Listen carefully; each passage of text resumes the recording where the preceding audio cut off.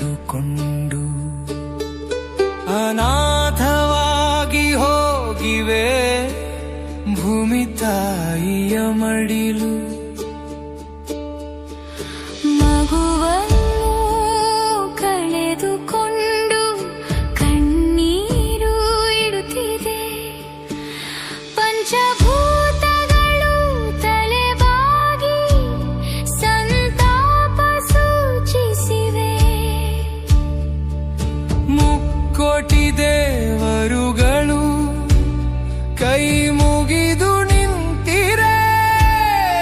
ಜಗಕ್ಕೆ ಸೂತಕ ನೀನಿರದ ಚಾತಕ, ಮನುಕುಲದ ಪ್ರೇರಕ ನೀ ಹಸಿರ ಜಾತಕ.